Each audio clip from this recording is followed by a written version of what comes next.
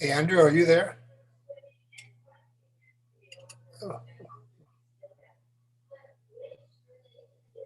Can you hear us? Yes, I can hear you now. Yeah, how are you? What do you see, Bill? I'm seeing your it says that IAA webinar starting soon. Oh, okay. Thank you. Yeah. Can you hear us? Yes, we can. Okay. What do you see, Bill? Your IAA webinar starting soon. Oh, okay. I know why it's doing that. Yeah. Can you hear us? Yes, we can. Okay. What do you see, Bill?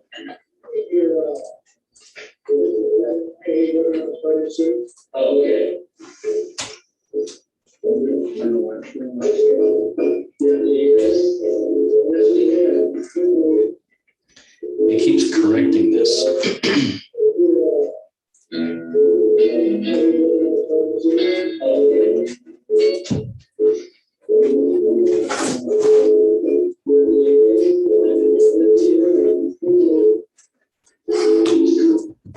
It was replaying because we had the YouTube on, Yeah, I'm and doing it. it's got a delay. Okay, so let me try to sign in on that for Facebook. Oh, Copy yeah, that because it's not allowing me to do it here. Here, let me get you up. A browser up.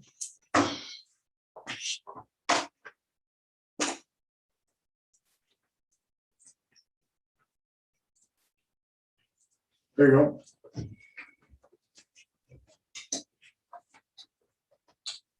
You misspelled. There you go.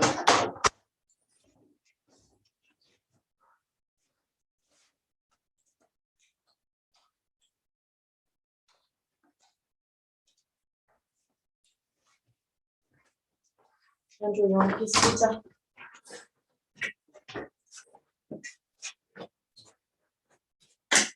So let me sign you out. Yes, you do. Other profiles. No. What? Don't do that.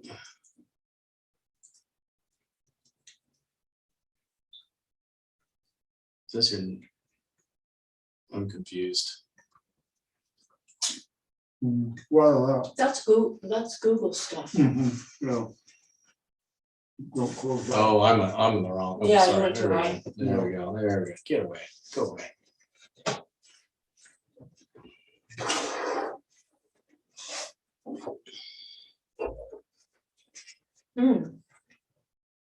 Andrew might not be able to listen, but I talked to Rachel Hansen with the Northwest Aviation Show today.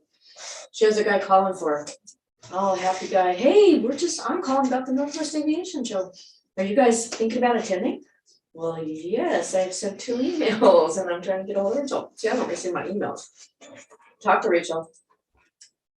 She is very hopeful that You're not in password. they have a vaccine mandate right now we have to deal with. Mhm. Or test every day. So they're thinking about having a company there to test in the morning, No. immediate tests. Yeah. She's hopeful that 1 or more of those requirements will go away by the time of the show. That's all she said. But she was pretty excited about the whole show, and she says she's got tons of good speakers. She was just all chatty today. Oh, good. So we're set. We have our regular spot. Good. Yeah.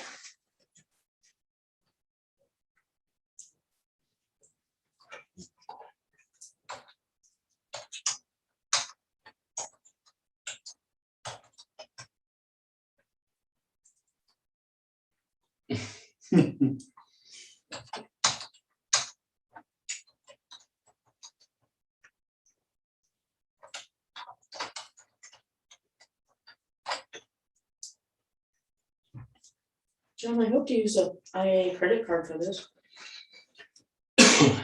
No, I don't have an IA credit card. Kim does. Okay, Should have let me spend money. Coulda, shoulda, but thank you. so now need to go back to, No.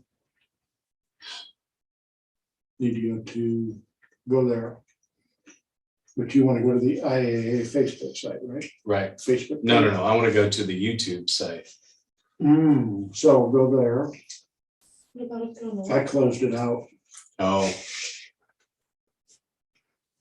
because it was, because I need. Oh, no, you went, I went through the share link.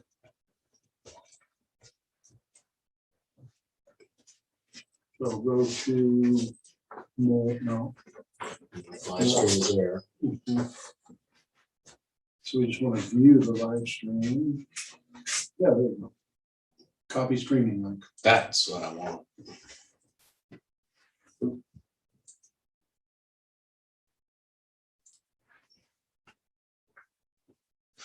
Yeah, go there. Over to Facebook tab.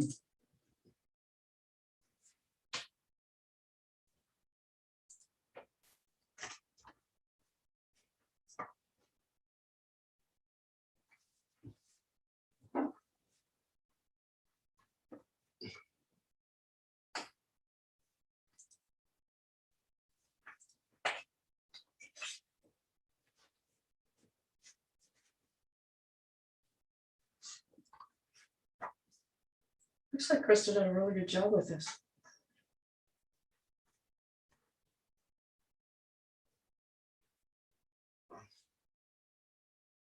Jeez.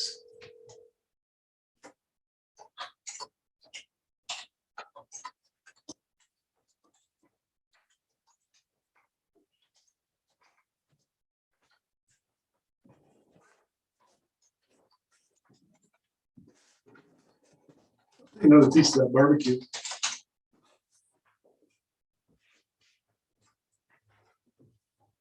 Please, pretty please. Sweet.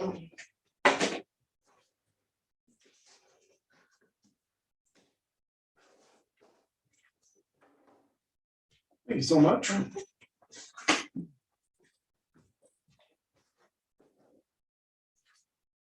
Should hide the pizza from the. You can just sit over here and give you some space. Okay. So that's now posted with the link. Yep. I've got the interactive map here. Now you want me You to close close that? that. And close Close that. that.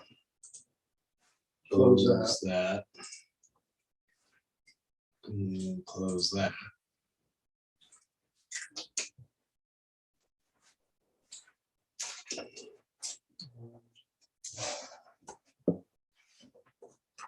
And we are still sharing screen, right? I don't think so.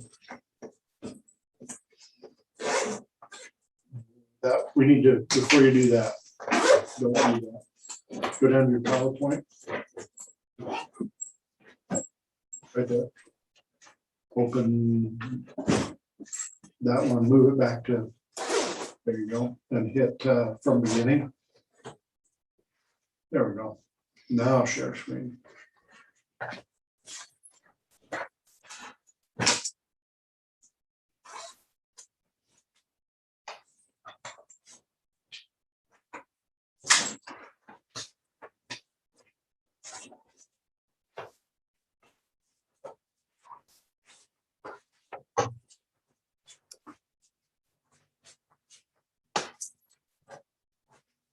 There's Derek. Mhm.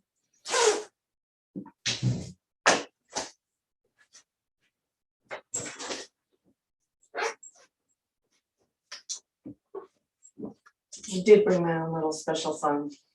What do you got there? It's just, I refilled Wild the seal turkey? with no Crown, I refilled. No. It's a Evan Williams speech, but Mhm. hey, if that was good too.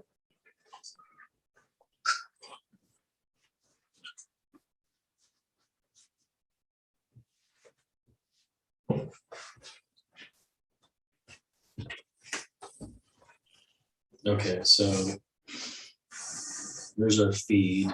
And you've got the volume down.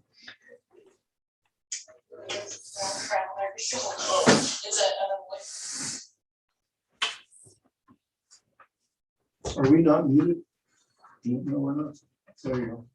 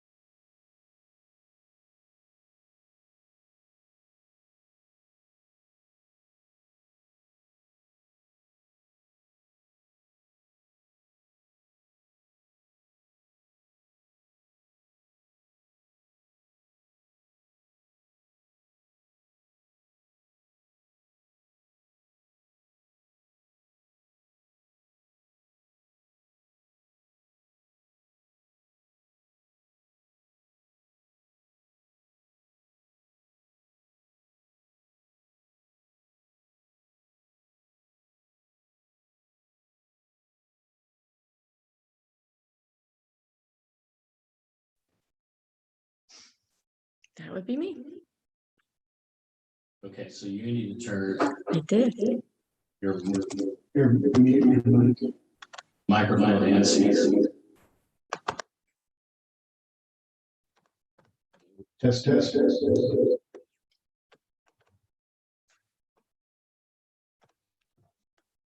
That was pretty echoey, whoever that was.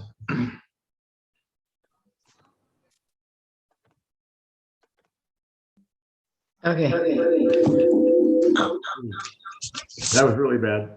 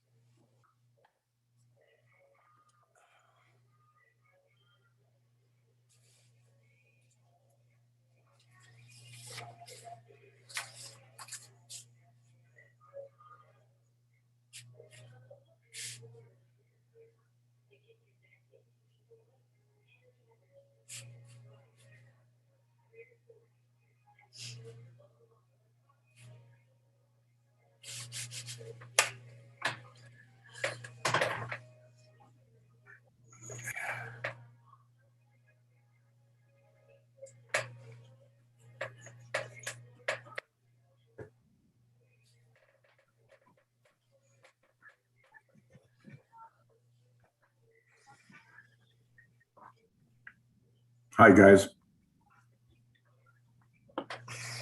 Hey, Bill. Did you get any snow down there? We got snow. Yay. It's officially a wet snow right now, and that's the worst kind. It is, yeah.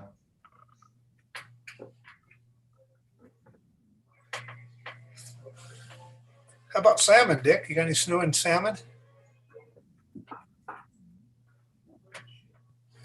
You're muted.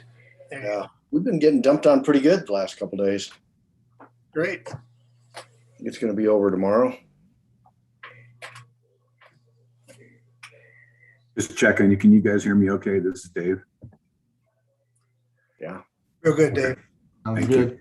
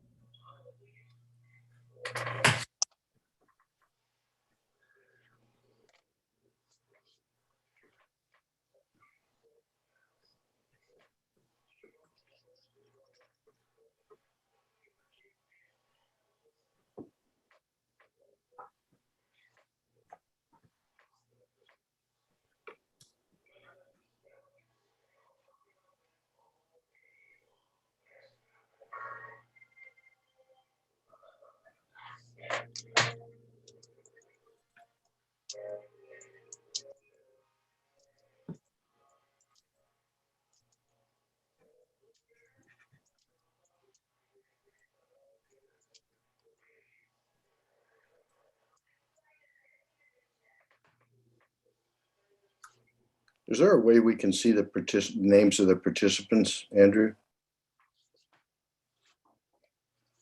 Yeah, click on participants down at the bottom. It'll show attendees. Yeah, I see the participants, but when I pull on it, it just says invite. Is that what I do? Invite? No, it should be should pop up a little menu onto the side with panelists and attendees. I'm showing 70. Yeah, I see that, but I can't switch to attendees to actually look at the attendees.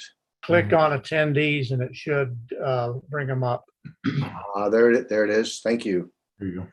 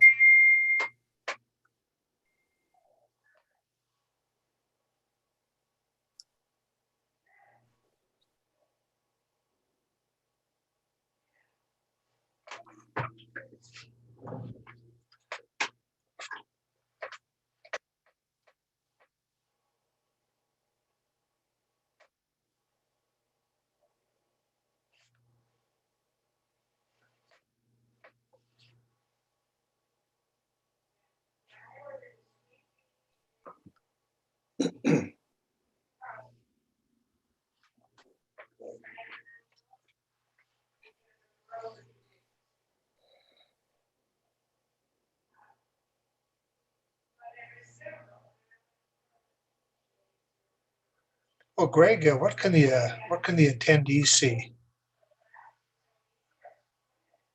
They should just be able to see this main screen out here right now. Okay. And probably the panelists on above, they should be able to see those as well.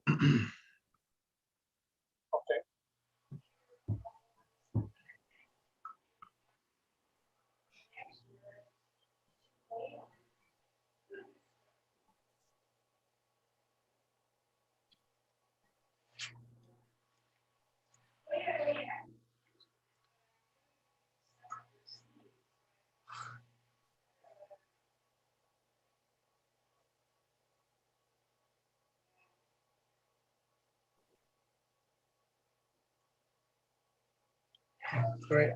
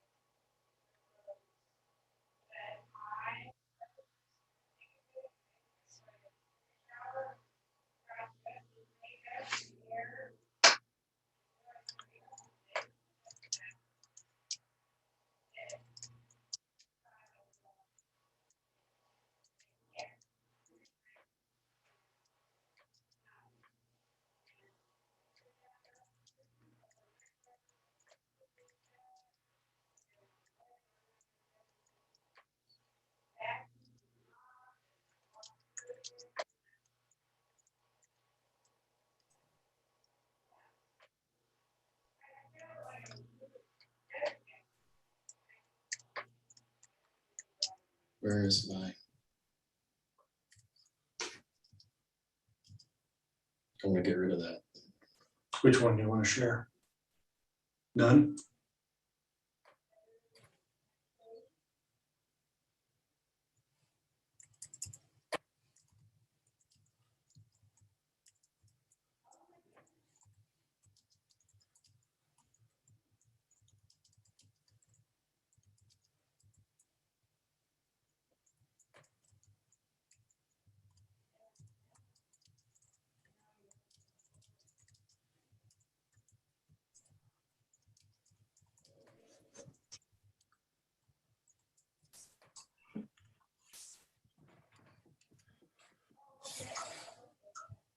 Well, I hope everybody is having a good evening. We're going to start our first Idaho Aviation Association webinar.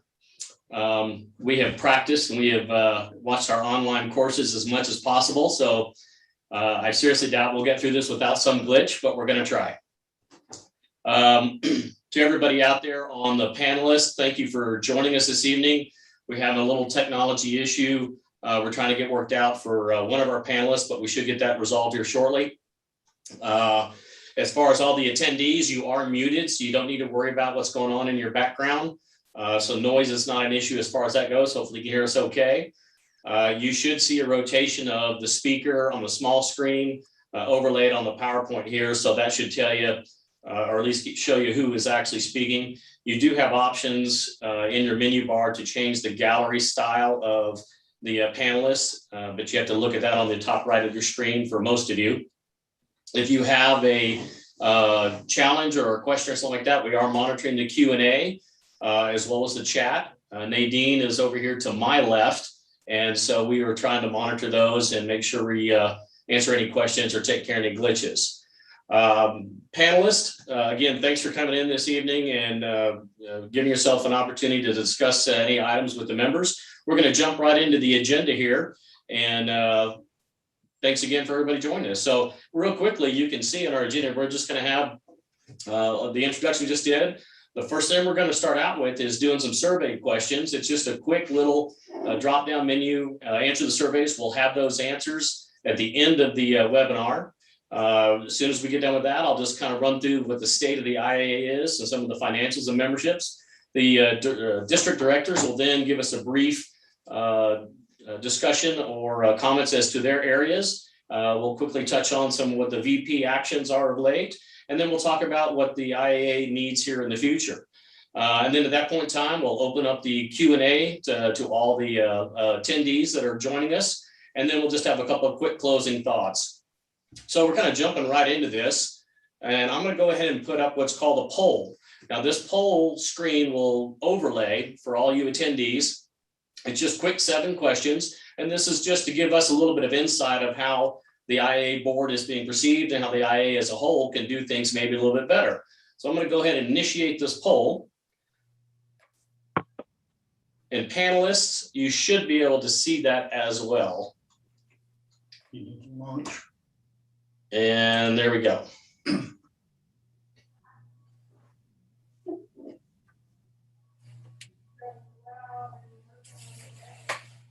So attendees, you can see right there, we've got just a quick couple of questions on there. And if you'll just answer those, whatever is befitting your thought process, and we appreciate that. While that poll is being done, we'll kind of start talking a little bit about what's ahead of us as far as in the in the state of the IAA. One of the things that we're going to go through here in just a moment is Nadine has supplied us with our current up-to-date budgets and balancing sheets for not only the IAA, but also for the Gem State Aviation Fund. And we'll kind of show how things are financially speaking, which in general, we're looking pretty good. So we're very happy about the state of affairs when it comes to our finances. Looks like the polling questions are being answered here pretty quick. So again, thanks everybody for doing that. We're just going to let that go through its motions for just another minute or two.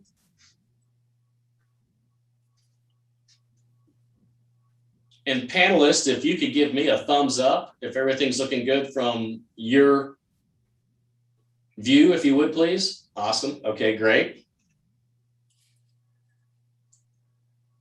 Greg raised his hand. Thank you, Greg. Yeah, and to everybody, I mean, I appreciate your patience. You know, this is something new for us and as a whole with the technology, and we'll try to utilize this as it deems appropriate, but nothing beats being in front of you and visiting with you, you know, one-on-one. So hopefully you can kind of bear with us the technology. But I think over the last 18 months, we've all had a severe lesson in how to deal with computer video conferencing and everything else. So it looks like we've got just about most of these questions, got a few more that are coming in. So again, bear with us here for just a few seconds.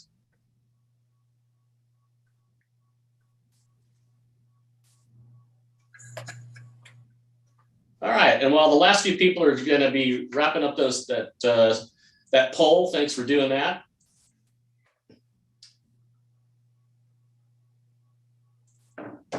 And we're going to talk a little bit about where our finances are at this point in time. First of all, the financials for the IAA. If you look real quickly there on the left-hand side of the screen, that is our balance sheet.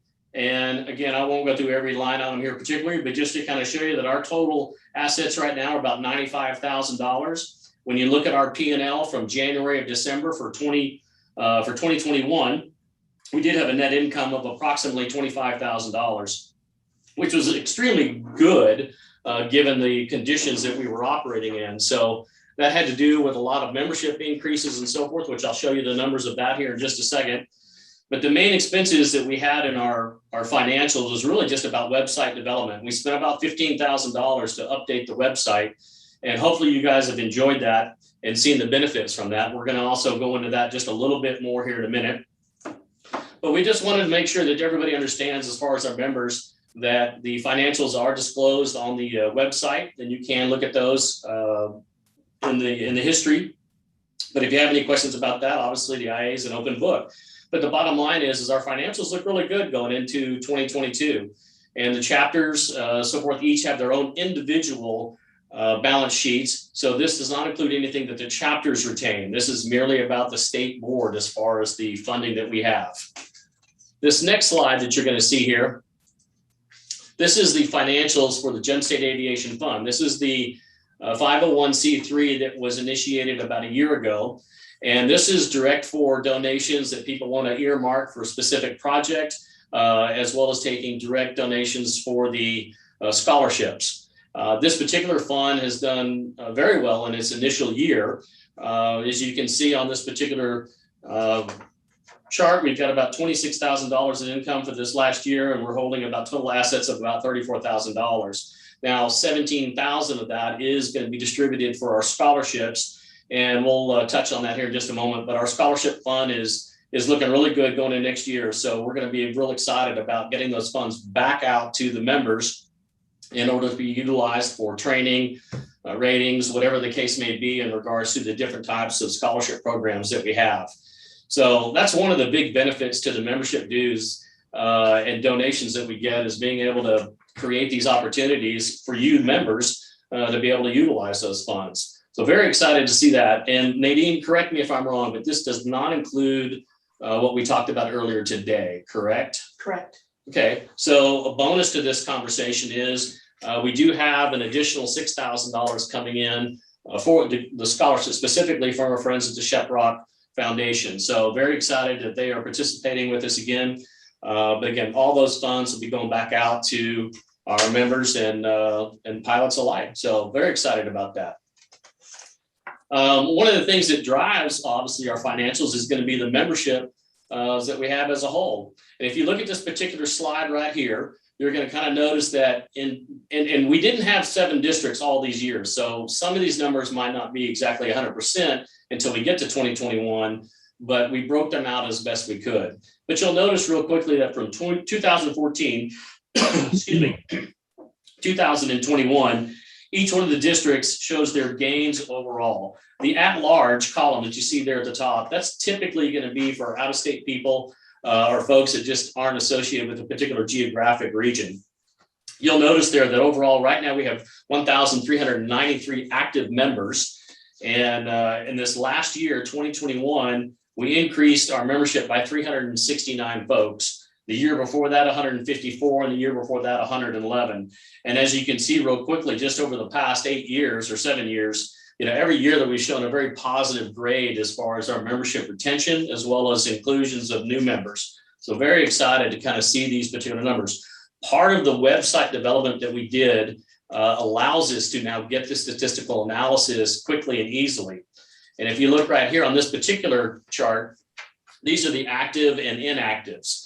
And you'll notice again, we have about those 3 months right in there. This is kind of the time frame that we swapped over from our old website to the new website. So some of that data wasn't specific to the time frames. So versus trying to extrapolate all that, we just went ahead and rounded it up. And you can see in this column right through here on July 31st, that was the last of our old site numbers. So everything post July is very accurate as to where they came from and what the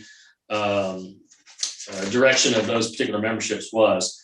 One thing to note on there, again, if you look at the reason why that we had membership increases, and this was just some speculation that we had in conversation earlier today, was because one thing, the license plate drive. We are branding the Idaho Aviation Association, getting us the pilot community more aware about things like that. And when we increase the license plates by something in the number of 300 or 400 in order to get over our 2,000 hump, in order to retain that. And currently we're at 2,200 plus license plates. So that was an exciting type of branding, as it would be, or advertising that went to a lot of different people. And I would like to think that things like that do help us promote overall the awareness of the association. So you can see the memberships right now basically are trending at a very positive rate. So we're very excited to kind of see where this goes, how 2022 changes with, again, the social dynamics of our atmosphere will be changing. We spent the last 18 months in a shell of some type. And so 2022, we're expecting not to be harbored by any of those types of influences. And it'll be exciting to see what we can really take and get a hold of in promoting the membership. So real quickly, again, this is just a brushstroke picture to let everybody know kind of what's been going on with our membership and our financials. And bottom line is it's looking really good. And we're very excited about everything is, trending positive and trending upward.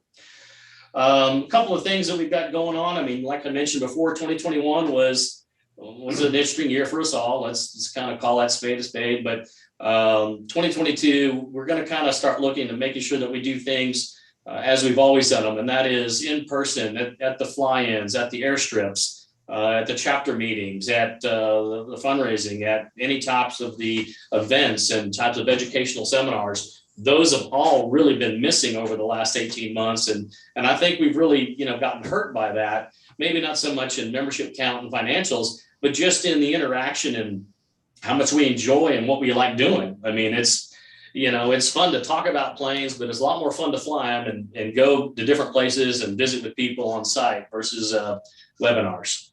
At least that's the way I look at it. So a couple of things we've got coming up real quick. We've got the Northwest Aviation Conference. That's in Puyallup. John Davis sitting here to my left is going to be steering that deal. We've got 3-4 different people heading over there, and we'll do the normal corner booth. And if you haven't been to that conference, it's a really nice conference to go to. It's a great place to see the latest and greatest toys. It's not a Sun and Fun, it's not an Oshkosh, but it's a really well done little program. And we usually have a great turnout for that. Excuse me. And very excited to see what happens there. Then right after that, a couple of weeks later, is the Montana Expo.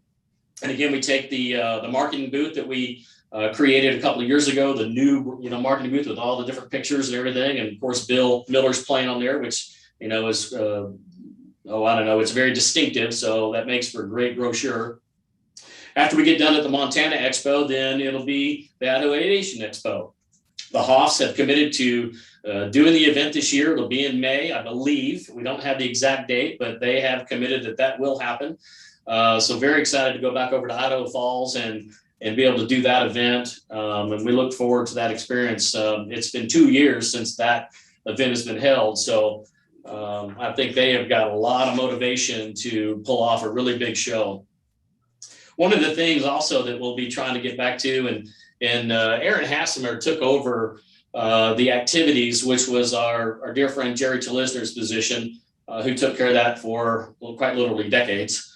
And so Aaron is going to be, managing, it would be all of our work parties, looking at the airstrips, all across the state and figuring out the best way to implement our volunteer force, to ensure those airstrips are taken care of and keep those on an organized platform. So where we know each year the rotations, because if we go into Graham and really spend a work party there, a hard work party, that airstrip should be fine for a couple of years. And that way we can get into a little bit better rotation. But be looking for some communications from Aaron about what's going to be coming up once we get into the spring and start assessing some of the physical damages and places that need some attention. You're also going to be seeing a lot of the chapter events. I know John has worked diligently with a couple of folks here with the Treasure Valley chapter to reinstill that idea that meeting and visiting and doing hangar cookouts and having some folks come and speak to us, is one of the biggest benefits of being an association, is that transfer of energy and transfer of information. So he'll mention probably some things about that here in a few minutes, but then just know that those are focuses that we're trying to really make sure we don't forget. It goes without saying that the reason why we're here, because back in 1989, the Frank Church was being jeopardized as far as our access. So we'll never forget about the Big Creek 4. That really is the tip of the spear when we talk about advocacy issues and things that we want to make sure are taken care of. And I'm excited to say that, the Idaho Transportation Department has been working with the new ranger up at the Payette for us, and they have initiated a very reasonable and workable plan to address some of that aging challenges back on the Big Creek 4 that's coming up this year. Now, every year we always face challenges with staffing, we face challenges with money, but the relationships that ITD is carving out with the U.S. Forest Service, as well as the relationships that we have with ITD and the Forest Service, lends itself to being very fruitful from my position as far as how it's been over the last, decade. So we're excited to get some of those tasks that have been lingering out there taken care of this year. So, we'll never forget why we're here, and that is to ensure that aviation has its access and a chair at the table anytime there's a discussion about aviation in Idaho. One of the big things that we're excited about, and I think Dick will probably mention something about this, is obviously our Hoodoo Meadows project. That is absolutely, one of our big concerns. Not so much as a concern, that's probably not the right word, but one of our big excitements about wanting to make that accomplished so that we can have something to, let's just say, get a lot of energy out of. But I'll let Dick mention about that. Last but not least, we've got some website improvements, and I want to show everybody one quick thing on the website. And Wendy Frazier has been doing an excellent job of putting all of this together in a format that we can understand as far as in how we get data analytics, taking care and managing the process for all the website design. So I really want to give her a shout out, making sure that she knows that we appreciate the challenges that it took to get this website built. But bear with me, I'm going to show you. Let's see, it's going to take me 1 second.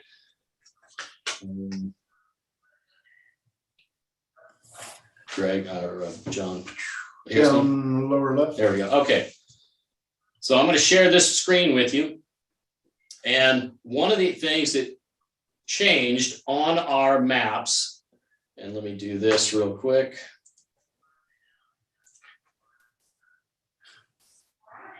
There we go. Make sure you guys can see this a little bit easier.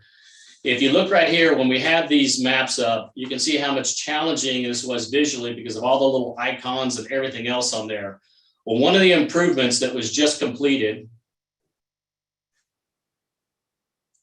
if I can get John's, there we go. Hang on. Technology's killing me. Close out of your gallery view there.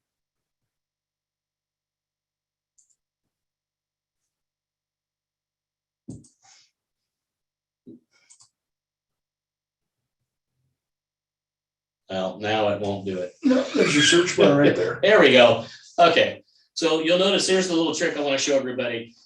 So that you get away from all of these icons that were clouding up the map here. Let me get out of Canada. We've done, there we go. All right, so you can see all this trouble and visually that was really tough. If you just go to the search bar and type in the first letter of what you may be looking for, you can see real quickly, it'll filter out all of those things that were clogging it up. So here are just the airstrips that start the J in them, Johnson Creek, obviously KLJ is the reason it brings up, but it will eliminate a lot of that challenges for how to look at these airstrips. So if you don't necessarily know where something is, go to the search bar, type in whatever may be your search, and you can see real quickly, it just cleans that up. But this actually, as simple as that is, took a lot to make happen. And I just want to make sure everybody knows about that. But there's so many things about the website that are just phenomenal. And I hope everybody's getting in there and using this and enjoying it. So let me bring this back up.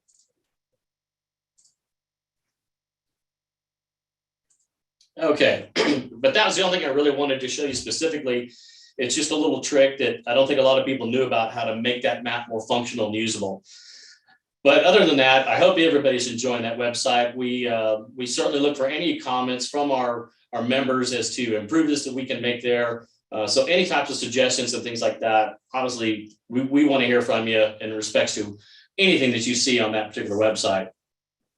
One of the big features about the website is the webcams. And I'm going to let Greg Lance jump in here real quick. He's just going to walk us through a couple things on the webcams. But obviously, that's a bread and butter page. That's a big part of what makes that website good. And so we are extremely focused on making sure that that page comes off cleanly, that it's functional, that we get as much webcam inputs as possible, be it webcams that we pay for and install versus links that we go out and grab from public domains or in collaborations, be it from ITD, the Idaho Aviation Foundation, or any of the other ranches and private ownerships out there. So Greg, I'm going to look to you here. See if I can share my screen. Well, it says host has disabled screen sharing.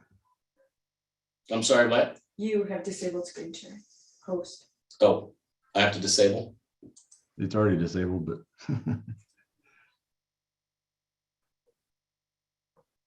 if you're able to do that. Well, let's go to our backup. Greg, let's, if you don't mind, I'm going to bring up the backup like we talked about. Yeah, no problem. That works. And then you just say slide and I'll carry it through. How's that? That works for me. Give me 1 second to bring yours up. Sounds good. Down lower left. Thank you. And go to his first slide. And then see if you can just do the full screen. Yeah, do the full screen thing if possible. Okay, so Greg, please go ahead and give us your quick little discussion here on webcams. And then, like I say, just say slide and I'll click it. Okay, sounds good. Well, thanks, Andrew. And this is kind of a new position that we created about, I think it was late spring, early summer. And they really want to focus on the webcam. So I'm still trying to get used to this. It's a new position. And if anybody has any input or ideas on other webcams that we don't have on there already, let me know. And we're happy to put them up there because we want to have as many as we can. So going to the next slide there, Andrew. And just quick about me, so you know who's on the board here. I'm a private pilot. I own a Cessna, a 1955 Skywagon. Love to fly in the backcountry. That's why I'm part of this group. Like everyone else here, I've owned a 1950 170. I'm based up here in Spokane, right on the border here of Idaho and Washington. My goal in doing this was to, kind of help out with the backcountry safety as much as possible. And these webcams are a great project. So next slide, Andrew. So just something about the webcams here. And again, Andrew touched on this briefly, but Wendy did a great job on our new website. Our old website, you had to click on each webcam. You couldn't see them like in the full page like she has now. So it's a great thing just to go scroll through one page and you can see every webcam. So we have 63 webcams on the website. They're from pretty much every corner of the state, and there's some even other states like Oregon. We have Joseph there, and hopefully Minam Lodge will be coming live really quick. We've had a couple technical issues there, but should be coming live soon. Yeah, go next one. Yeah, and some of the information we want to talk about too is that wildfires are a big issue for us in the summer. As you guys saw from last summer, we had tons and tons of smoke. So go on to the next slide there. And so this is an example of a weather forecast because we have both weather and webcam. So just so you can kind of see what they are. This is from the Flying Bee from a couple of days ago. So you can see the temperature there was 18 degrees. Barrow was about 30.16, so some high pressure there. So and that corresponds with what you'll see on the webcam in the next slide here. If you go on to the next slide, you go to the next. There you go. So that corresponds with what you see there. And here's an example of poor weather. This is up at Kavanaugh Bay, one of my favorite spots, which happens to be really close. I highlighted the little arrow thing there, the little area that shows there's snow there. So, and if you look at the barometric pressure, there's low pressure there. So if you go to the next slide, that corresponds with low pressure and snow. So yeah, just want to give you some examples of slides. I was going to try to show them live, but obviously it's nighttime now, so we just see dark slides, and that really doesn't help anybody. So you can just go through the next couple slides, Andrew, just kind of give them some examples of what they can see. See there, you can see this one's actually at Johnson Creek, and you see that little snow stick there. In case you didn't know that was there, that kind of shows you the level of snow we have on the runway. I know we have some ski flyers there, so that kind of gives you an idea of whether it's going to be safe to fly in there in skis. So a lot of people didn't know that was what that was for. So next slide. Lower Loon, not much snow there, but this was a little bit older picture, but kind of gives you an idea of not only the runway, but also if you look up in the sky, you can kind of see that there's some high clouds in there, so it's definitely flyable weather. Next slide.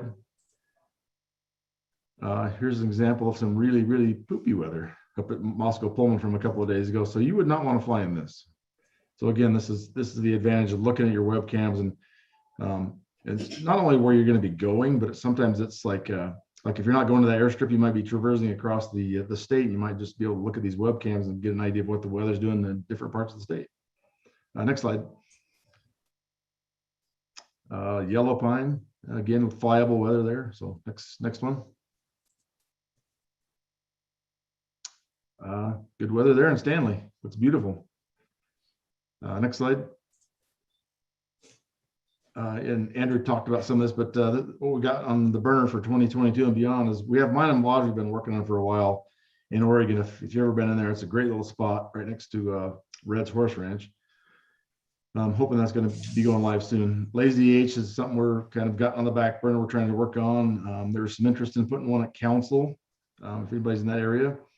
Moose Creek has been on my wish list, but there's a couple different federal agencies we have to work through to try to get something in there. And we're always open to locations that you, our valued members, believe would be beneficial. So next slide. We want everyone to fly safe in the backcountry. And one more slide. And hit the space bar again.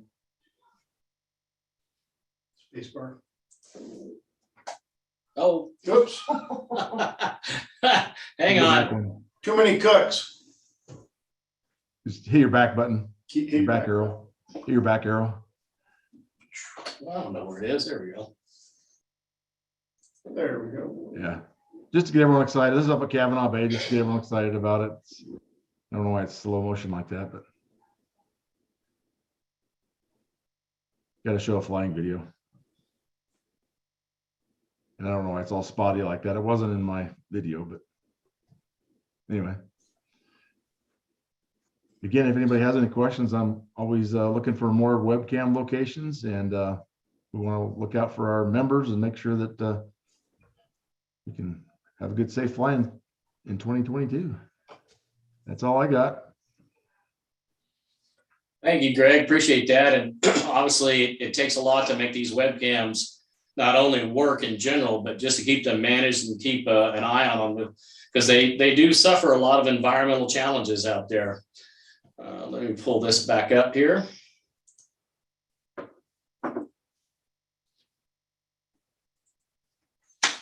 And let me get caught up right there. So real quickly, we have on our panelists, did we get Carrie locked in? I haven't seen him come on. Okay, we are unfortunately missing our District 4, Kerry Rikwa. Not sure what's going on there, but hopefully he'll chime in. But real quickly, if you look at this particular map, these are the boundaries of the 7 districts. And, you know, the Idaho Aviation Association modeled itself over the 6 districts of the ITD for decades. As we've kind of grown over the last couple of years, we started realizing the geographical boundaries of those districts were a little bit off center as compared to what was going to be best to serve the areas. And so we kind of redrew the map, which basically in turn created a 7th district. That 7th district is probably one of the, you know, more crucial ones in respects to the territory it covers, because that is pretty much the church. And so obviously that one will always have a lot of attention put to it, but because it requires so much, that was one of the best things that came out of the redistricting was to have somebody that was really focused on that particular area and not distracted elsewhere. So if you look real quick here, we're going to start off, and we didn't have Don McIntosh, unfortunately, get in here on District 1. So we're going to go ahead, and if I can, Bill Abels, who is District 2. And if you look on this particular map here, you'll see that it seems like that's a very small area, kind of going from Lewiston down to Council. What this doesn't represent is the fact that it covers most of Eastern Oregon in regards to the Hells Canyon area, which in and of itself is a lot of work. And so let's go ahead and let our district directors introduce themselves. And we'll start with District 2 to begin with. And Bill, go right ahead. Thank you, Andrew. Hey, I want to thank everybody who's joined us tonight. This is kind of a new thing for all of us, but hey, we'll get through the glitches. District 2, as Andrew just mentioned, we did some redistricting last year. And I'll tell you what, I can't tell you how excited I am to see Dave Irwin come on over there in our new District 7. I was basically neglecting east of Hells Canyon just because my time was taken up so much in Hells Canyon. But anyway, that was the impetus on forming the 2 new areas. But basically, you know, I go from the Lewiston south and mainly Hells Canyon and a little bit of the lower Salmon River. But anyway, again, hats off to Dave for stepping up and taking over District 7. I can't applaud you enough, Dave. Right now, Rogersburg probably is our lowest airstrip in Hells Canyon, and it's probably the most contentious right now. It's managed by the BLM, but we're working. I just talked to the recreation director here a few weeks ago, and we'll be setting up meetings again, trying to reopen that on the lower Snake River. That's just above the mouth of the Grand Round, above Clarkston and Lewiston. And my goal is to get that thing open in 2022. And anyway, right now, the winter conditions of our Hells Canyon airstrips, we did have a New Year's Day fly-in at Doug Bar. There was about 3 inches of snow on the deck. The canyon is absolutely white down there. It's absolutely beautiful. I've been in that canyon for almost 46 years now. I've only seen snow in that canyon. That was the 4th time. And if you want to see a sight, fly down through Hells Canyon with that snow covering down the deck. It's gorgeous. I want to make this short. One more thing. We got a little activity going on over here in District 2 in our chapter, the Wallowa chapter. We're going to have a winter aviation banquet January 22nd up here. And it's on the website. So if any want to take a little vacation to Wallowa County, come on up. But, we have a really good working relationship with both the BLM and the Forest Service over here in keeping with our goal of keeping these airstrips safe and open to use by all of you all. But I'll tell you what mainly keeps these airstrips open is you folks, the volunteers that come to our work parties. That's huge in my mind. And we get some outstanding efforts put in. I think last year in 2021, we had a little over 400 hours, I think 418 hours of volunteer time during a COVID year. Anyway, efforts by you all and put into these airstrips. So I really can't say thank you enough to anybody and everybody that comes to those work parties. And if you hear of anything happening in the Hells Canyon District 2 area, by all means, call me. Or if you have some questions about our airstrips down there, give me a call. I'm always available. Again, thanks for attending. And I'll pass it on. Andrew. Thank you, Bill. And then right to my left is John Davis, District 3. Thank you, Andrew. Hey, thank you, members. What a great participation we've got tonight. District 3 is, I think everybody knows, is that lower southwest corner of the great state of Idaho. Depending on where you're at in Idaho, you either look fondly at that area or with derision. But certainly growing here, and we certainly have lots of new members and lots of opportunities to expand the association in District 3. Throughout this COVID shutdown that we've all been experiencing now as we go into our third year, District 3, primarily through the Treasure Valley chapter, has remained somewhat active. We've conducted the Garden Valley. I'm looking at Glenn's Ferry on the map. I'm looking at that we've conducted the Garden Valley Pancake Breakfast Fly-In the last 2 years. Serena Larson, SJ, some of you may know her as a new captain, I believe, with Horizon. She has stepped up and taken over that. And there's a whole group of us that help her with that. The last 2 years, we've had a record turnout. So if you haven't been to Garden Valley for our famous beer pancakes, plan on being there Father's Day weekend in June. We camp out Saturday night and do the pancake breakfast on Sunday morning. Close to 200 people, lots of airplanes up and down that airstrip. Last year, we also had a Treasure Valley barbecue that was a lot of fun. And some of the things, though, that I'm sort of mourning that we haven't been able to do is our regular chapter meetings, which involve getting into a hangar in close premises or a meeting room. And I'm very happy to say that Paul Butterfield, who I think I saw as one of the participants on the call today, Paul has agreed to step up and help us relaunch a full schedule of activities for the Treasure Valley chapter in 2022. And we anticipate that as spring arrives and the Omicron wave fizzles out, which we all feel confident it will, that we'll be back to doing bratwurst and barbecue events at my hangar and other hangars around the valley.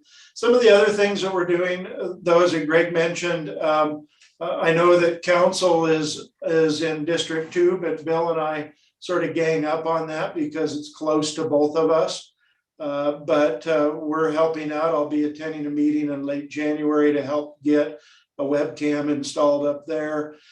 We've been working on courtesy car projects for the last year, and I'm proud to say that we have got a new courtesy car up in Council. So if anybody wants to fly into Council, they've got a Dodge Durango. You can get that and go fishing, bike riding, whatever you do up in Council. We've also got one that down here in District 3, we're able to get donated and upgraded, and it's down in Glenn's Ferry now. And we've got a third request out this spring. I think we'll be looking at with Dick's collaboration, getting one in the Mackey Airport and other places that may need them. I know that that's always been down here in District 3 with the bike sheds, a project to help pilots across the state with mobility. We are working on a couple of bike shed projects for 2022, but courtesy cars are also going to be a big part of that moving forward, so that when you show up at an airport, you've got some mobility so that you can get out and enjoy the state. So we're excited about that. And I'm just really happy to be able to get together with people again and get out of my basement. So anyway, thank you so much. Awesome. Thanks, John. Again, District 4 is not signed on at the moment, and I think they're working on it over here behind the scenes, but we'll see how that goes. District 5, Mike Jenkins. Why don't you tell us what's going on over there in Eastern Idaho? All right, Eastern Idaho, we're doing great. All except for the weather right now is not really good, but other than that, it's been a great year. Last couple of years have been a little hit and miss as far as what we've been able to do. If you followed along in my articles in the fly line, you've seen the fly-ins that we've had, the overnighters and the breakfasts. We've enjoyed those at Henry's Lake and a new one at Island Park at a private strip, which we should be able to get on the map shortly. And then we also had one there at Driggs. So we've been able to do a little bit. We also were able to finally complete that work party that we had at Bear Trap, and made that strip a little bit more accessible and get rid of those ruts that were in it. So that was a positive note. We really want to thank everyone, especially for joining tonight and also for their membership. It's great to be able to have good members. It's one of the nicest things that I enjoy is meeting the members and meeting those people who are, if they're not pilots, they enjoy airplanes and all things aviation, and I love rubbing shoulders and getting to know them and being able to experience aviation through their eyes as well. So I encourage everyone also to go out and recruit. I've noted that we have quite a few inactive members in East Idaho. One of the reasons is most people would re-up their membership at the Idaho Aviation Conference in Idaho Falls. And that's been a wash the last 2 years. So upcoming year, I think we're going to have a pretty good membership drive there. And I noted that there was a comment wanting to know the dates on those. The Montana Aviation Conference is March 3rd, 4th, and 5th. The Idaho Aviation Expo is May 19th and 20th. So we're looking forward to those two activities. Also want to encourage everyone to network a little bit. It's always good to have other folks involved and be involved in their aviation endeavors, such as the Utah Backcountry Pilots and the Montana Pilots Association, Experimental Aircraft Association, AOPA. They're all great organizations and have their own niche, and we can help them as well as them helping us. Was very fortunate to be able to get with Richard McSpadden for the Safety Institute, gentleman from AOPA. We were at our joint venture up at Henry's Lake this summer, having our overnighter and dinner and breakfast, and he flew in. One of the things that the pandemic has done is the AOPA people were able to work remotely. So they spend a lot of time in Idaho and also working out there in conjunction with IAA and others, the safety in the backcountry webinar and video that they put together. But in East Idaho, we don't have a lot of backcountry airstrips. But as I was talking with Richard there at Henry's Lake, he says, hey, compared to the east where I'm from, this is backcountry. And so we have to keep in mind that dirt strips, grass strips, high elevations, those are backcountry strips to a lot of the lowlanders from the left and right coasts. Okay, we do still have the 3 bike sheds in East Idaho right now: Du Bois, Henry's Lake, and Driggs. Sorry, Dick, that 1 bike shed in Du Bois was in Salmon, but I guess if you want it back, you can come and get it, but or we can build you a new one if you need one. Anyway, we are looking forward to a lot of activities in East Idaho coming up this summer. We're going to be open for business, be as safe as we can, and we're going to try and go out and visit all of our airports here in East Idaho. We have, I believe, approximately 30 airports, which includes 1 in Wyoming, the Alpine Strip. And it's just a great time to be able to work with aviation and aviators. And so thank you very much for that opportunity. I also like to express to everyone that please, if you have any questions, if you have any comments, or you have any needs, please reach out to me and let me know how we can help. Thank you, and all have a great evening. Thank you, Mike. Appreciate that report from out there in Eastern Idaho.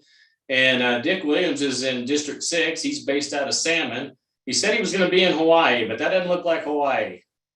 No, that changed a couple of days ago, but I did get up on the ski hill today, so made up for it a little bit.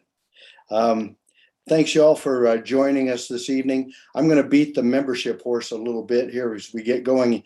You can see we're kind of a small thing. I think we're showing 28 people in our district right now, but that's way up from what it has been in the past. And I've been going around doing some personal drumming on this. And I was looking earlier at the screen on the at-large members.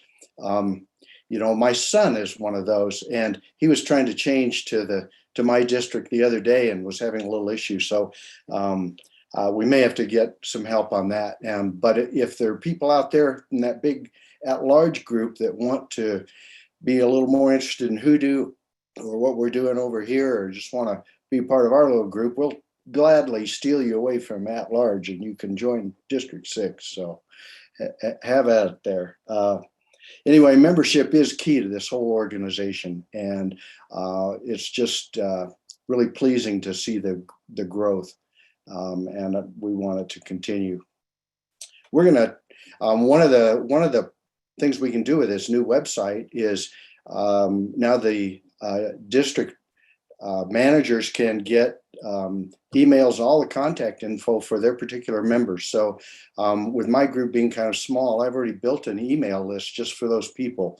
And hopefully this will help in our communication in our district and getting some get-togethers, maybe a couple of little fly-ins at a couple of our places like Ledor and May for breakfast or lunch, that kind of thing. So that's what I envision in the growth in District 6 is some get-togethers and some camaraderie with our group as it moves on. I did mention Ledor. That's a little airstrip about 50 miles up towards Gilmore Pass. Some of the new people in our district, new members, include some of the Lemhi County board members, and one of our county commissioners is interested in the Ledor Airport, and also a couple of the members of the Lemhi County Airport Board. So that's been a neglected airstrip, and with the IAA's help, that's getting some rejuvenation coming. They've been doing some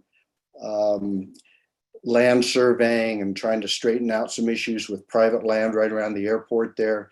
They've been dealing with state aeronautics to get some upgrades that are going to be happening this spring.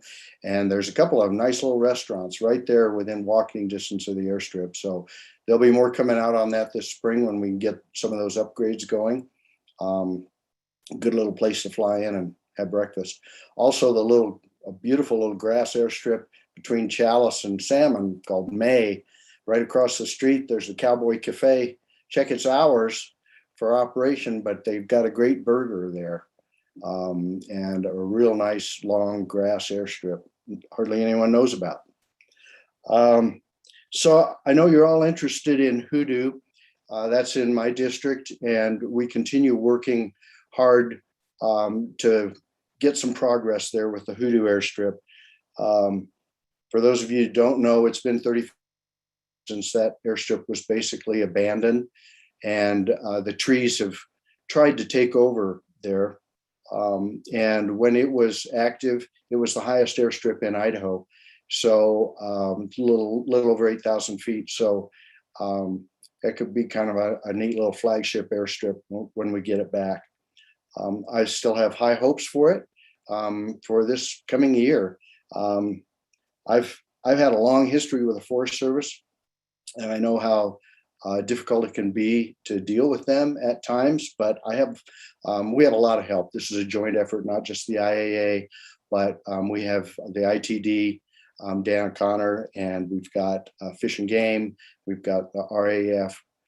It's a pretty organized, good group working on this together. Ken Gebhardt is the Forest Service contact that we're dealing with. He's the North Fork District Ranger right here, and I've got good communication with him.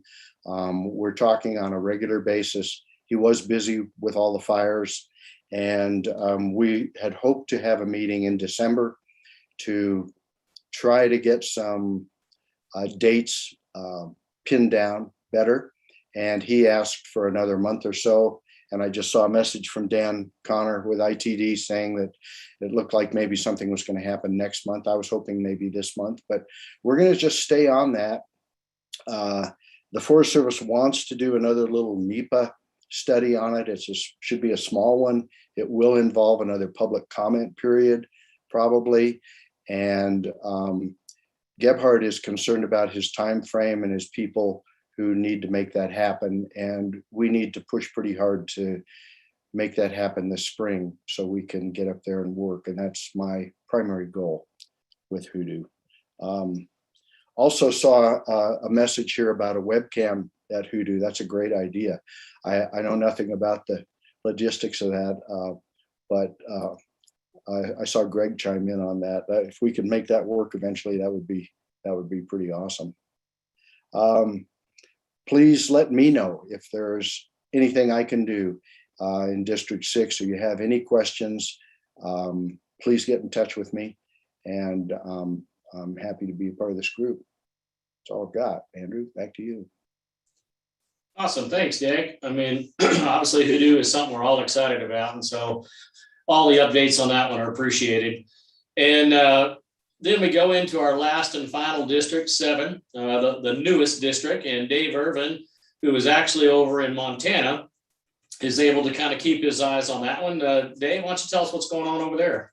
Hey, thanks guys, and good evening, everybody. Thanks to our membership for joining, and thanks to my fellow district managers for all their support over the last year. Bill, thank you for your kind words. I'm obviously the newest district director in the newest district. As Andrew indicated, it encompasses most of the Frank Church and significant portion of the southern part of the Selway. It looks like it's about 36 different airstrips. And so it's a big area. It's an area that is a large focus of our organization. And obviously one of the biggest focuses always, as Andrew mentioned, is the spearhead is the Big Creek 4. And we are working hard on that. There's a significant amount of work that needs to be done there. We've got really great cooperation with the ITD and with the new district ranger down there.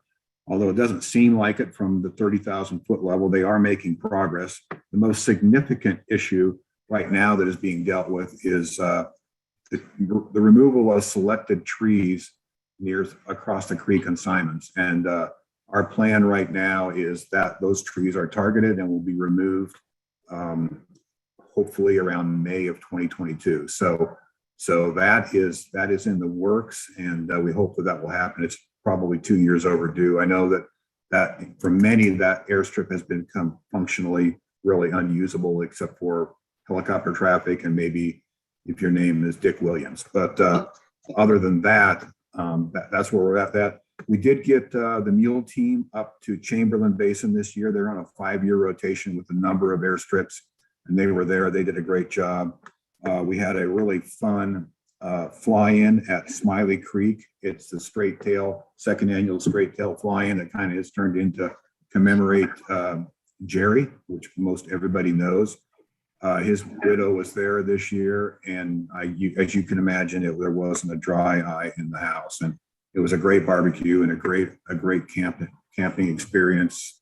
So I know that we're going to do it next year, and we'll go ahead and publish some dates on that. But it was really a lot of fun, and let me just tell you right now that it does say straight tail fly-in, but we welcome all general aviation aircraft, even if their wheels on the other side of the airplane. So feel free to come in and join us. It was a lot of fun.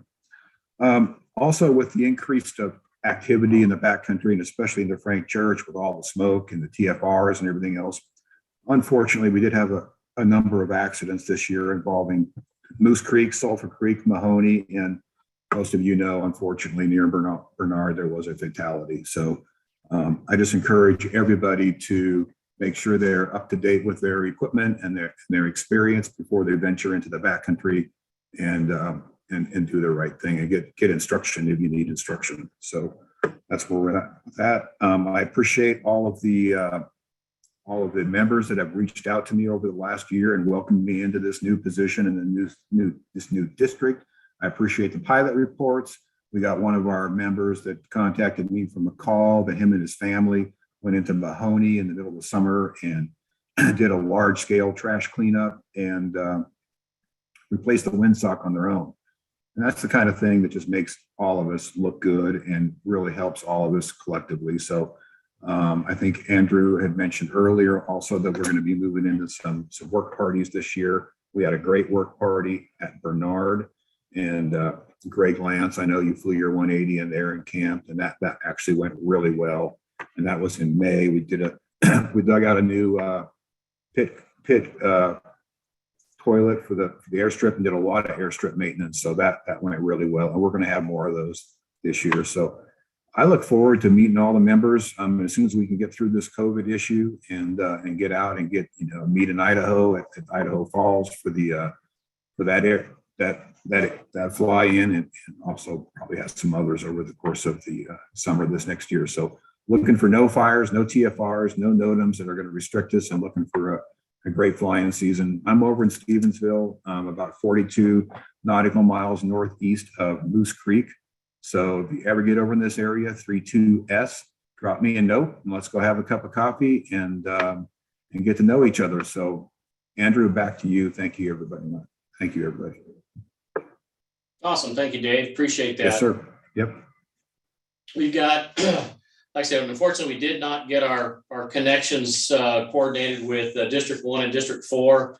If we can get that straightened out here before the end of the meeting, we'll let them jump in. But other than that, we'll kind of move through our agenda. The next piece of the puzzle that we have as far as the people that make all this happen is the vice presidents. The district directors are our voting members. So whenever we have a policy or a decision or a direction, that it's going to be voted on by the district directors, but our VPs are just as important in regards to opinions and their analysis and so forth. But the VPs overall, let me move this screen up. There we go. What happened to my screen, John? Oh, there we go. Okay. And you kind of look real quickly, our VP of Communications, Joe Corlett. I've always joked, but Joe knows every single mountain and hilltop and plateau and river and creek and bend and rock and whatever you name it, as many times as he's been flying over Idaho. I always enjoy being around him because he can just name off the tree that's grown over there. But he is our VP of Communications. And then we've got our VP Activities. I mentioned Aaron earlier, so I won't go over that again, but he'll be the one helping coordinate all of our work parties. We've got our VP of Legal Affairs, Don Lojak. I mean, for those of you that have been around Idaho for a while, Don's been gracing us with his expertise and opinions for quite some time, and we greatly appreciate that. I know he's taken a little bit more time and easier aspects of living up in McCall, and really appreciate all the time he spends with us. We've got VP of our Commercial Operations, Kyle Green. He is operates SP aircraft and basically runs all the backcountry and all types of charter service work in and around the state and in the Northwest. he keeps us in touch with all the things that are in the commercial operators world. We've got obviously VP of Scholarships, Katrina Kreese. She is of late really got her hands full with the amount of funds. And like I said, she'll be setting up all the distributions for the applicants that come in for the scholarships in May. We've got John Goff. He's our government affairs, prior FAA controller, and worked with them for some time. So he has a very good insight to understanding how the bureaucratic world runs. So we always appreciate his opinions. And of course, Greg Lance, who's been on the panel this evening with the webcams. Recently, Tom Tyson, who has been our VP of Safety and Education, unfortunately was pulled away out of state and then now is pretty engrossed in some big government contracts that he has to stay focused on. So Tom concluded his term this last year. So one of the things we'll talk about as far as what the IA needs will be to find a position for the safety and education. But I do want to make sure that Tom understands we've appreciated everything that he gave to us over the last couple of years. And he's still an active member and still a participant, but unable just to give us the time and focus. But we look forward to his return when he gets done with his challenges in the working world. VP of Memberships, Andrew Simmons. You saw those spreadsheets earlier that I had about all the breakdown in memberships. Those were originally created by Andrew. He's very much an analytical kind of guy, and he started that for us and did a great job of finally getting us to be able to create a picture of what all that looks like. He has also been taken away with work and family, so that he is unable to continue on that particular position. Wendy Frazier took those spreadsheets and built on top of them. And as you can see, they've really worked out well. But, you know, the VP of Memberships is a really critical position that we'd like to also see filled coming up this next year. And that's just somebody that helps us maintain the analytics, the understanding, the ebbs and flows, as well as the benefits and amenities that make being a member worthwhile. And that goes into a lot of discussions, but again, another position we'd love to have some new fresh input from. Goes without saying, if you read the newsletter and enjoy it, that's Krista Worthy's work. She's been the editor for the newsletter for quite some time, and she brings a lot to the table. Obviously, her writing skills, as well as previous publication works, has really made the online newsletter something special. So if you get the paper one and you can take a minute to get the online one, it's really something else to be able to see the differences of what we can produce online. And then last but not least, out of focus at the moment, but my left over here is Nadine Barak. She has been the glue. She's been the secretary and the treasurer for how long? 14 years. 14 years. So I think she's got us all trumped as far as in how much time that we've all put in. I think she's pretty much beaten that one, taking the record for it. But unfortunately, you know, all great things do have sometimes a winding down, and Nadine, excuse me, has been looking to try to minimize their workload, not only for what she does here, but in her businesses, so she can go spend some more time up in Alaska at the Bent Prop Lodge with Steve up there. And that means that we're going to be trying to take some of the things off of her plate. She is the accountant. She is our secretary. She has been really involved with the website, but the website itself is being built and also now delegated out to different positions to take a lot of that work. So again, we would love to have somebody be able to come in and work with Nadine and understand how to take over the books.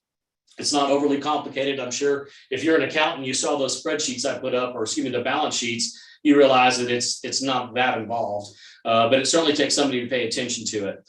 So again, if you have interest in those particular areas, would love to hear from you. Excuse me. And unfortunately, it also means that this next year is I have culminated my term as well, and so I think it's always fresh to have, you know, new input, new ideas in the IAA. So if you have any desires to be involved with the board and help carve out the direction or any type of influence to what happens in Idaho with the aviation, your expertise, your energy, or whatever, even your just desire to be more involved is greatly appreciated, and certainly one that, you know, pick up the phone, give me a call, or you know, check with one of the directors, anybody that's in there to get an idea of what happens. We appreciate any type of input, and people willing to volunteer, whether it's an hour or 100 hours, you know, that's all something that we can utilize and put to good use. So I'll kind of let that one go. And then last but not least, we've got one position that has not been filled, and that's simply a vice president position. So we've been operating with that particular one just open. This last year and a half, I mean, the demands have been not quite as stringent, but obviously those things will get done. So you can kind of see that the board is primed to take on some new input, and our directors are very solid and they've been doing a great job. But like anything, any type of ideas or comments and even suggestions are appreciated. So please bring them forward. We're going to jump into the last big section here. And this is our question and answer time frame. We have had a lot of questions coming through on the stream and the chat, and I know Nadine has been answering those as we go along. We do have one question on here is, why does the U.S. Forest Service want to do a NEPA on an existing dormant airstrip at Hoodoo? If the rehab is kept to less than 5 continuous acres, they can do a CAT, I can't read it from here, CAT-X. It would give them a 4,000 by 50 area. And I know that there's a lot of discussions as to the NEPA about Hoodoo. Dick, can you care to answer on this one? Yeah, I was going to try to get back in the email that explained that a little bit more. We've got the NEPA on, there's a couple of different NEPA environmental statements or studies. And I'm trying to remember exactly what Gebhardt is saying, that, we've got the wetlands, we've got everything, but he wants this other one, which my understanding, it's optional, it's small, it's more of it's a chance for the public for another comment period. If there's some concerns from wilderness type folks that want another chance to talk against it, that may be what that is. I can't really remember the technical term that he used on that. I can't bring that email up right now. Awesome. Thank you, Dick. Appreciate that. That's a complicated question, and one that, excuse me, and one that we'll try to get some specific answers in the future on that particular one. But like Dick mentioned, it's been an interesting conversation for the last couple of years. It looks like we have, like I said, we've got any other questions out there. It looks like we've got a raised hand. I'm sorry. Give me one sec here to. Attendees. Where? Right there. Attendees. There it is. And scroll down. And we had a raised hand. We're just trying to find you. Except for they just quit. Andrew, this is Dick. If I can interrupt again here. Certainly. Go back on this NEPA thing. I just was able to pull this email up on the NEPA, and this one, one of the people that's been helping me with this, who was formerly with Fish and Game, told me that this one is only for the special use permit. And it is a standard, but it should be a small program, a small study, and with a short public comment period. It doesn't sound like it should be a big deal. It sounds like the smallest thing we've had to deal with so far, really. Awesome. Thank you, Dick. I hope that gives some clarity there. We just had a comment, obviously, from one of the members here that the Zoom meeting's been great. Could we do more of them even when COVID is over? This is a great way to stay connected with all regions and issues. That's certainly something, the reason why we're trying this experiment out, how well we do and how effective this particular tool is. But appreciate your input there. We've got another question here. No.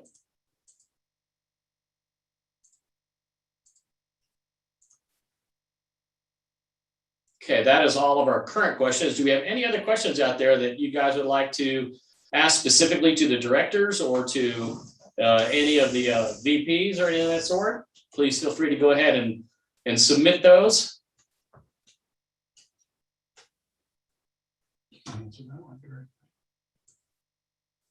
And we were not able, unfortunately, to get our District 1 and District 4 in. So we'll certainly try to do a little bit better job on that one of our technology, but that's something we'll just have to work on. But other than that, guys, let me go ahead and bring up our survey questions or our poll questions and kind of tell you where those ended up at. On question number 1, which was the IAA implemented member-only pages, do you feel this is a good policy or should all pages be available to the public regardless of membership? 74% of you said the member-only pages is a good thing to increase the value. 26%, obviously all pages should be viewable to the public. Next question was, do you feel the IAA effectively maintains its core mission, direction, and influence to keep Idaho accessible for aviation? That was 100% yes. On the next question, do you feel the IAA puts its members and dues and donations to proper use? 100% yes. Which events do you think the IAA should do more of to keep interest in the association, high? The leading on that was fly out events at 81%, work parties at 53%, fundraising at 28%, chapter meetings at 32%. So obviously, I think that tells us all that we just soon go fly and put our time into use out there with the plane. Next question was, do you feel the IAA spends enough time promoting information you find useful? We had 86% yes and 14% no. Next question was, what do you want to see the IAA do more of? And this was a multiple choice. And it was fairly evenly balanced on that one. So I'll just read on fly-in events, like examples like Father's Day type of fly-in events was 56%. The work parties around the state was 49%. Educational seminars and meetings, 51%. Webinar meetings to inform members regularly at 39%. Casual flyouts for breakfast or lunch adventures, 54%. And educational flyouts, like how do you cross to go into Canada at 39%. So you're really looking at 39% the highest and 51% at the most. So that's a pretty balanced idea of what seems to be enjoyable for everybody. And of course, the last question was simply the IAA costs $45 a year to be a member. Is this too high? Was 5%, just right, 88%, too low, 7%. So those questions were just to try to give us a little bit of an impression of what you, the members, see. And it helps guides us in our thinking and basically a better way to apply a direction when we have more input. And so it's always going to say that these little polls are awesome. And I'm glad that one worked out. Wasn't too much trouble, hopefully, for the attendees. And hopefully we can use that tool in the future. But again, this all comes from influence that the members give back to us. And that really is the most important thing you could ever do, is let us know what you're thinking. Let us know what's important to you. So that way we can always think about those things when it comes to situations we're advocating for, or just projects we're looking to try to take care of. Last but not least, I just want to kind of make sure that everybody does recall who our partners are in all this. And, in order to do all this work, we want to make sure that you guys understand we need you. We need you as members. We need you as activists. We need you as advocates. We need you as board members. We need you as participants, whether it's a fly-in and buy breakfast or whatever the case is. But no matter what we do, it takes membership in order to give value as well as importance to when the board goes and knocks on the door, whether it's the Forest Service or ITD or any, of the government agencies, the more people we represent, the more we have to, let's just say, deliver our message with and to be heard. So just don't ever forget about that one. It's important, just even on the membership side. So we've got the questions answered done there. We've got the results finished. Oops, sorry about that. And just remember that we're always here. We've always been here since 1989. And that's the one thing we don't want to forget is our core mission. And to those guys that started this back in 1989, I know some of them are even online. I hope you know that we don't forget about that, that we're always remembering what was important back then. And that's never forgotten, even though we get influenced now by a lot of different areas, a lot of different issues, and a lot of different stakeholders in the game. We still want to maintain what our mission statement was. And that is obviously, to promote and protect aviation in the state of Idaho. So when we talk about anything, always remember that that's our bottom line. And to do that, though, we got to have some partners. We got to have people around here that we work with. And that goes to national organizations, local organizations, even all the associations in our bordering states, because we go there, they come here, and it's very collaborative and very symbiotic about what we can do for one another. But whenever we talk about trying to make something happen, we get a lot of support from the RAF in regards to helping like in projects like Hoodoo. We get a lot of support from Idaho Transportation Department. We get a lot of support, obviously, even from the bigger agencies, even the Forest Service and Fish and Game. So many things happened over the last few years with Idaho Fish and Game. They gave us cougar, gave us Marble Creek, and those are relationships we have to value. But we want to make sure that that's extended to anyone. We have obviously even the Idaho Aviation Foundation, which has been around for quite some time. It's one of those relationships that we always want to garner, always want to protect, and always want to support one another. When we look at all the different associations around the different states, whether it's Utah backcountry guys, the Washington Seaplane guys, the Pilots Association, Montana, Oregon Pilots Association, and there's many, many more, too many for me to even list.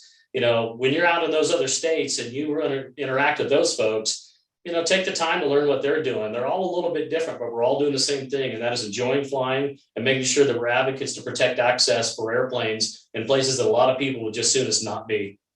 So, that pretty much brings us to a conclusion for our meeting this evening. And I really want to thank our panelists for being on board tonight and making themselves available. I want to thank all the attendees for coming in. I want to make sure that we covered all of our questions. Looks like Nadine's got a few of those left, right? Everybody's answered at this point. Dan Connor asked what the IAA would like to see more of from ITD. Dan Connor, who works at the ITD, and I love Dan, he's a fun guy. He wants to know what the ITD can do. Well, that's a big question, Dan. But I think what we need to do is just keep doing what we are, and that's communicating, making sure that our doors are always open, but making sure that whatever we do out there, that it's a collaboration and that we look at things as a way to benefit aviation as a whole. But when we get to the specifics and the work parties, that's where you and I get together for lunch and try to figure out the best things for the summer. So appreciate that very much. Hot tub at Smiley Creek. Hot tub at Smiley Creek has been a suggestion so Dan put that, in your kitty there. But other than that, again, really want to thank everybody for joining in this evening. Feel free to email me. All of our contact information for our panelists is on the website. You can reach out to us at any point in time, but I hope you've been patient with us on our technology for our first time webinar. Thanks for the use here at John's office. But other than that, have a good evening, safe flying, and we'll see you out there in the backcountry. Thank you. Thank you, everybody. Thank you.